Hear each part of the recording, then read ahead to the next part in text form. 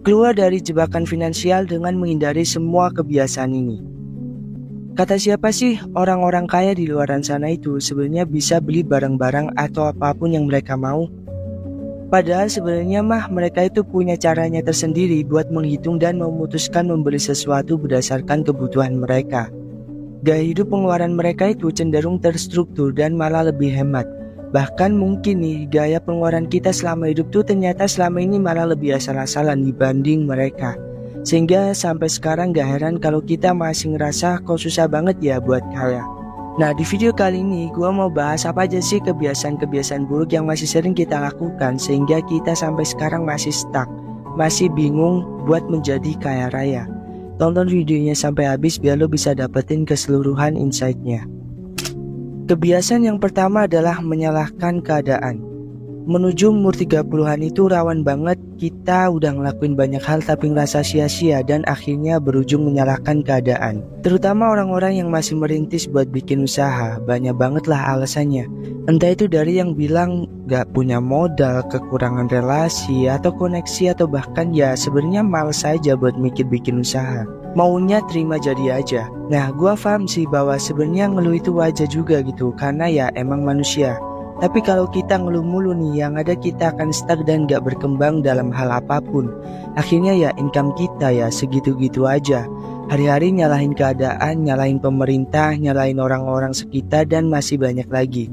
Lain cerita sama orang-orang kaya yang selalu nanemin yang namanya growth mindset, dimana mereka lebih mentingin buat nyari solusi, gunain waktunya sebaik mungkin buat bikin masalah-masalahnya selesai.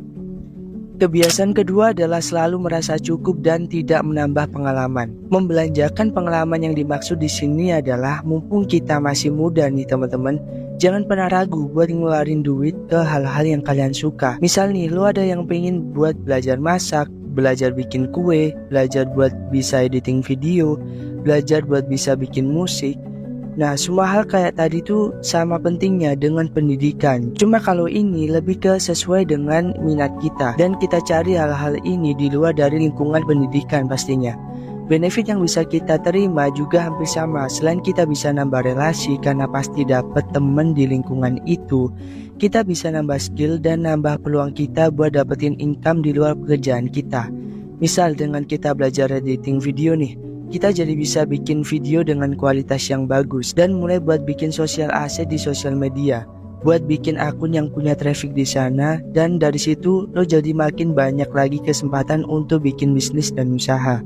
Kayak sekarang banyak banget orang yang udah kerja tapi juga nambah income dengan bersosial media jadi affiliate marketing, bikin video dan jualin produk-produk di TikTok dan dapetin uang dari sana. Itulah contoh bukti nyata yang bisa kita jadikan referensi bahwa penting banget buat kita nambah pengalaman dan jangan ragu buat belanjain uang kita ke ranah ini.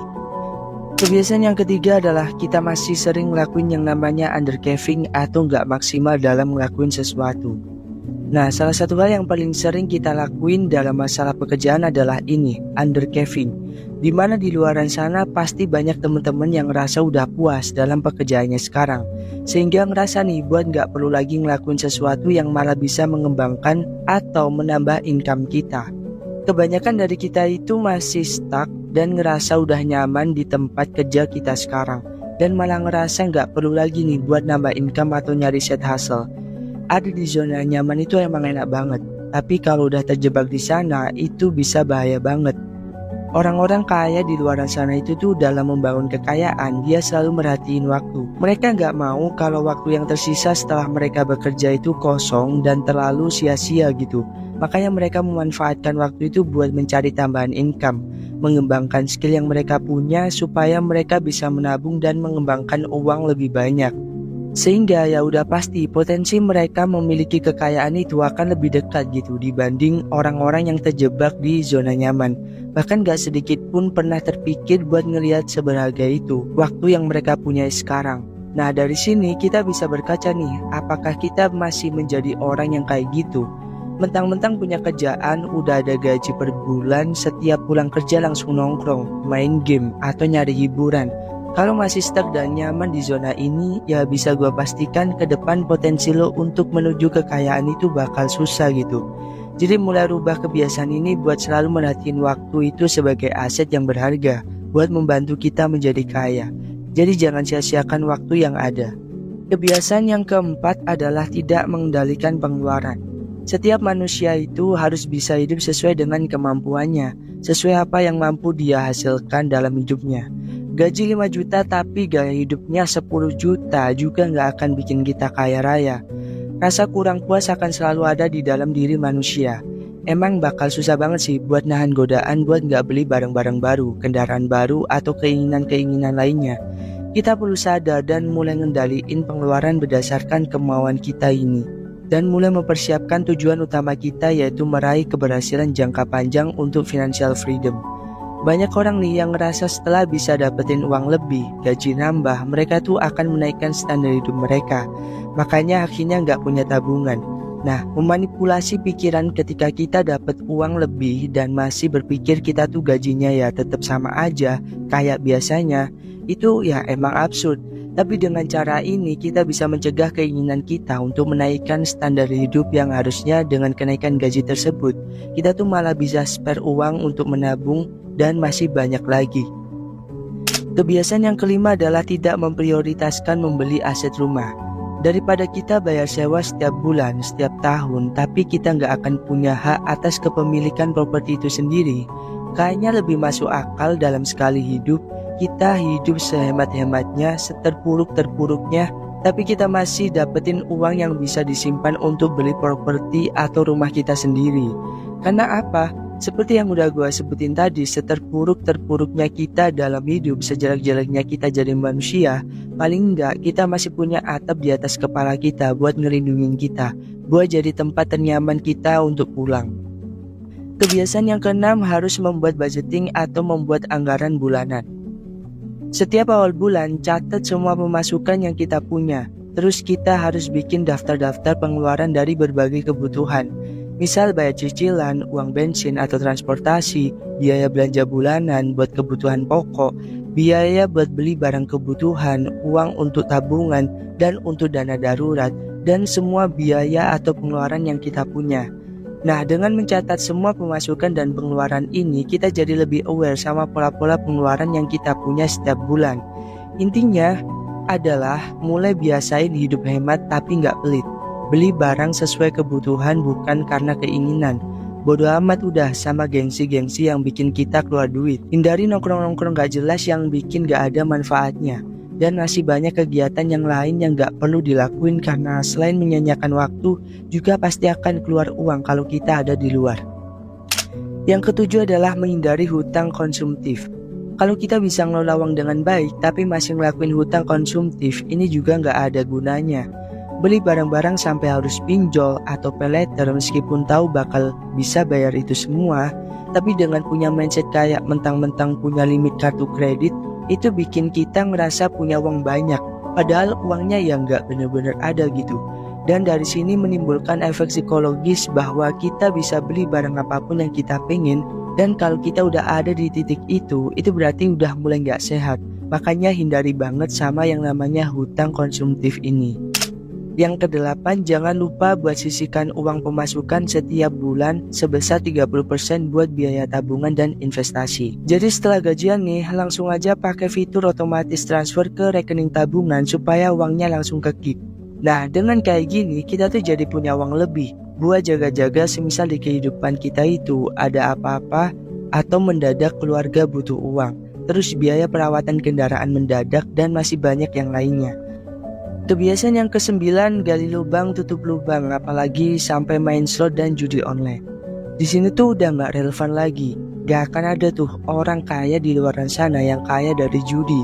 Nah, selanjutnya nih, biar makin clear apa yang harus kita lakuin setelah mengubah mindset gali lubang tutup lubang tadi, kita harus mulai menanamkan mindset atau pemikiran ini.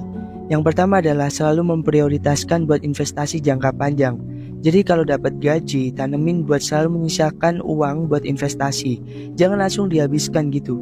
Minimal targetnya 30% lah buat ditabung terus diinvestasikan. Yang kedua, anggap uang itu sebagai alat bukan tujuan. Jadi jangan sampai kita menghalalkan segala cara buat dapetin uang. Uang itu cuma sebagai instrumen buat kita dapetin tujuan yang lebih tinggi. Entah itu bisa nyenengin keluarga, berbagi sesama, dan masih banyak yang bisa kita lakukan dengan itu semua. Nah, yang ketiga, mindset yang perlu banget nih kita punya supaya nggak stuck seperti fixed mindset, yaitu dengan berpikir bahwa untuk menjadi kaya banyak kesempatan yang terbuka lebar tergantung dengan usaha dan kemauan yang kita punya. Bukan malah stuck dan menerima nasib yang kita punya sekarang, atau bahkan menyalahkan orang lain atas nasib yang kita miliki. Semua itu harus segera dihindari. Kebiasaan buruk yang ke-10 adalah terlalu multitasking atau ngerjain beberapa hal dalam satu waktu. Menurut salah satu penelitian yang dilakukan oleh University of Utah, itu bilang bahwa 90% orang itu nggak akan berhasil kalau multitasking. Padahal orang yang ngaku-ngaku bisa multitasking itu biasanya justru paling nggak bisa buat ngelakuin kegiatan itu. Ada sebuah penelitian lagi yang bilang bahwa kebanyakan orang yang multitasking itu justru susah buat memfilter informasi-informasi yang salah. Dan jadi nggak jago buat beralih ke satu tugas ke tugas yang lainnya. Nah, dari poin ini kita mulai berkaca kalau di sini masih ada nih teman-teman yang seneng banget ngelakuin beberapa hal dalam satu waktu. Misal ngerjain pekerjaan kalian deh. Itu mulai sekarang stop buat sambil ini itu, kerja sambil main HP kayak, sambil ngapain kayak. Karena lo harus bantu diri lo tuh buat terbiasa untuk fokus 100%. Sebenarnya dengan ngelakuin itu dampaknya bisa luas banget. Contohnya ya tadi, karena lo udah terlatih buat fokus dalam pekerjaan, ya otomatis lo tuh bakal mudah memfilter informasi yang salah dan informasi yang benar. Dampaknya lo bisa ngasih keputusan terbaik lo dalam ngelakuin sesuatu ke depan, entah itu persoalan bisnis, finansial, atau pekerjaan. Kebiasaan buruk yang ke-11 adalah scrolling medsos waktu kerja. Balik lagi nih ke yang tadi, mau kerjaan lo apa aja, entah itu kerja di korporat atau ngerjain bisnis lo, scroll medsos itu adalah salah satu hal yang kadang jadi distraksi paling gak berasa buat lo.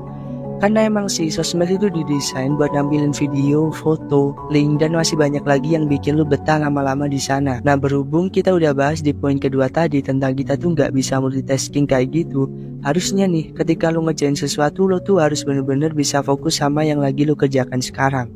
Bayangin deh, misal lu ada suatu masalah di kerjaan yang pengen lu selesain, tapi karena distraksi HP yang bikin lu akhirnya scroll medsos, lu jadi menyita waktu 1 jam. Yang seharusnya waktu itu bisa lo pakai secara efisien buat nyelesain masalah yang lo punya gitu. Jadi kebiasaan kayak gini tuh harusnya lo kasih jadwal sendiri. Misal lo berkomitmen pada diri sendiri buat gak main HP atau scroll medsos sebelum pekerjaan lo kelar misalnya.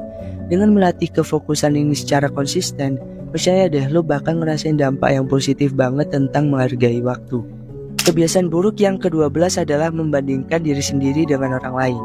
Masalah kayak gini emang gak pernah ada habisnya sih. Gue juga masih sering ngerasain hal yang sama.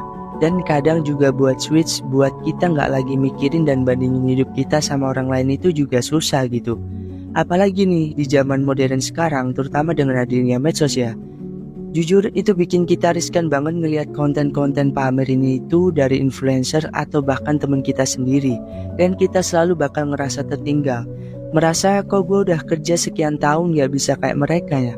Kok mereka udah nikah, kok mereka udah punya rumah, dan masih banyak perbandingan hidup lainnya yang ganggu banget sama keseharian hidup lo.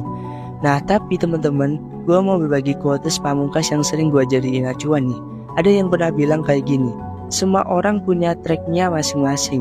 Ada yang menjadi dokter di umur 25 tahun, ada yang masih mulai kuliah di umur 25 tahun, ada yang bangun usaha dan sukses di umur 30 tahun, ada yang baru mulai bikin usaha di umur 30 tahun, ada yang sukses di umur 40 tahun tapi mati di umur 50 tahun, ada yang hidup miskin banget di umur 50 tahun tapi masih panjang umur sampai sekarang. Artinya tidak pernah ada kata terlambat selagi kita mau bertanggung jawab atas hidup kita gitu. Kalau lu males-malesan sekarang dan lu ngerasa kok hidup teman-teman lu lebih baik, ya jangan salahin orang lain. Karena pantas saja orang lo males-malesan gitu. Pantas banget buat dapetin hidup kayak gitu. Sedangkan buat lo yang ngerasa kerja mulu, belajar terus-menerus, ngumpulin duit buat kaya, ya selamat, quotes tadi berlaku buat lo. Mungkin belum kelihatan hasilnya, tapi nanti pasti akan ada waktunya lo menuai apa yang udah lo tabur gitu. Kebiasaan buruk yang ke-13 adalah menghabiskan waktu dan energi buat ngeladenin toxic people. Ngomongin ini tuh pasti diantara kita banyak banget dan ada aja ketemu orang-orang toksik yang ngomongannya nggak bisa dikontrol, jelek mulu pokoknya. Dan anehnya nih, kita tuh masih aja kepancing sama orang-orang kayak gitu kan. Jadinya kita selain buang-buang waktu, juga buang-buang energi buat ngeladenin orang-orang kayak gitu. Gimana sih bang contohnya? Buat lo yang sekarang lagi kerja, yang lagi merintis usaha, pasti lo pernah ngalamin di mana orang-orang sekitar lo nyampein pendapatnya yang kadang itu bukan pendapat gitu. Ya emang kata-kata anjing aja yang bikin lo ngerasa down dan sakit hati. Ada aja yang bilang atau komentar, kenapa sih lo bikin usaha kayak gini? Kenapa lo gak ngerjain ini aja? Kenapa lo gak ngelakuin ini aja? Kalau gue sih mending lo ngelakuin A, ngelakuin B. Pokoknya tuh banyak banget celotehan mereka yang kalau dibilang mereka nasihatin juga enggak gitu. Lebih ke mereka nyampein ego mereka aja yang kadang-kadang juga gak cocok sama kita. Bahkan kita juga gak minta buat dinasihatin atau dibilangin gitu. Bukannya sombong atau apa ya, karena menurut gua gak semua orang itu satu pemikiran dengan kita. Pasti tiap orang beda-beda. Dan kalau kita sampai salah buat nyampein pendapat atau malah lebih ke menyinggung, ya kan gak enak juga gitu. Nah kalau lu masih suka ngeladenin orang-orang yang modelannya kayak gini, mulai sekarang lu harus belajar buat stop gitu. Karena gak ada untungnya juga. Mending lu tetap berjalan sesuai tujuan yang pengen lu capai dan ngelakuin dan rasain semua prosesnya sendirian. Kebiasaan buruk yang ke-14 adalah terlalu banyak alasan. Menyambung poin sebelumnya tadi, mulai sekarang nih kalau lu mulai mau bikin sesuatu, entah itu bisnis, entah itu bikin usaha, entah itu baru mulai kerja sama orang, ya lakuin dari sekarang, jangan banyak alasan. Apalagi alasan gak masuk akal yang lu buat-buat sendiri gitu. Kayak misal lu mau bikin bisnis tapi alasannya gak punya modal, jadinya lu gak pernah ngelakuin itu, cuma ada di pikiran doang. Padahal nih kalau lu mau usaha, di zaman sekarang tuh banyak banget ide bisnis tanpa modal yang bikin lu bisa dapetin uang gitu. Misal jadi affiliate di TikTok, lu gak perlu punya barang atau modal buat bikin ngejalanin itu. Paling lu cuma butuh gadget dan kuota internet gitu. Banyak alasan ini akan jadi hantu di pikiran kita. Kita terlalu takut sebenarnya sama pikiran kita sendiri buat ngejalanin hal-hal yang sebenarnya kita pengen. Padahal kalau lo ngerjain hal itu, seringkali nih apa yang ada di pikiran lo yang negatif itu nggak sesuai sama kejadian di dunia nyata, yang malah lebih baik-baik aja dan lebih positif gitu. Jadi mulai sekarang lo bisa hindari kebiasaan ini. Kebiasaan buruk yang ke-15 adalah terlalu perfeksionis. Ini berkaitan banget sama yang namanya time management ya. Gak jarang kalau kita terlalu perfeksionis itu kita malah jadi buang-buang waktu buat ngejain hal-hal yang sebenarnya udah cukup gitu. Tapi lu ngerasa kurang terus, akhirnya waktu lu terbuang sia-sia buat menuruti ego lu itu. Hal-hal kayak gini harus mulai segera kita kurangi karena lagian semua orang itu gak peduli lagi sama ego lu yang perfeksionis itu. Kita itu lagi bicarain gimana caranya apa yang lu lakuin, apa yang lu kerjain itu selesai dengan waktu yang efektif. Dan gak buang-buang waktu cuma karena lu ngerasa gak pernah cukup gitu. Jadi mulai saat ini penting banget buat kita mulai menyadari hal-hal kayak gini sebelum akhirnya benar-benar terlambat, terjebak di siklus yang gak sehat ini. Kebiasaan buruk yang ke-16 adalah masalah pergaulan. Berapa banyak orang sukses di luar sana itu diawali dengan memperbaiki pergaulan. Karena nih, apa yang kita pikirkan, apa yang kita inginkan itu sebenarnya dipengaruhi sama 5 orang terdekat kita. Jadi misal kita senangnya bergaul sama orang-orang yang mikirin tentang masa depan, tentang bisnis, ya mau gak mau kita ikut ke bawah buat ikutan belajar bisnis, ikutan belajar tentang masa depan. Tapi kalau kita bergaul sama orang yang hidupnya gitu-gitu aja, mau belajar tiap hari, ya hidup kita ya akan gitu-gitu aja, gak akan pernah berubah gitu. Dan kita malah bisa terjebak dengan pola hidup yang menyanyiakan waktu kayak gini. Jadi belajar mulai memperbaiki dan mencari orang-orang yang bisa bikin kita ikutan maju penting banget buat bikin pola hidup kita jadi lebih berarti. Kita jadi lebih produktif buat mikirin ke depan mau jadi apa, mau punya kekayaan seberapa. Itu semua karena pergaulan yang kita miliki dan kita pilih dari sekarang. Kebiasaan buruk yang ke-17 adalah jarang bangun pagi. Coba deh, lo inget-inget lagi jam berapa lo bangun tidur. Kalau masih sering bangun kesiangan dan bangun tidur gak tahu mau ngapain, wah senganggur-anggurnya kita nih. Kalau emang belum ada pekerjaan, ada baiknya buat kita tetap utuh jadi manusia. Sebaiknya kita tetap jadi morning person yang tahu kegiatannya setelah ini mau ngapain. Mungkin teman-teman di sini ada yang pagi-pagi olahraga, bersih-bersih rumah, terus mandi, belajar skill baru, dan lain-lainnya yang bermanfaat buat kita. Nah, itu tadi adalah cara keluar dari jebakan finansial dengan menghindari semua kebiasaan-kebiasaan buruk yang udah gue sebutin tadi. Itu dulu pembahasan di video kali ini. Kalau lo suka sama channel Uang Crafts ini, jangan lupa subscribe, like, share, dan komen, dan dukung terus channel ini karena kita akan mengupayakan untuk upload setiap hari. Sekian, gue Jody, sampai ketemu di video selanjutnya. See you.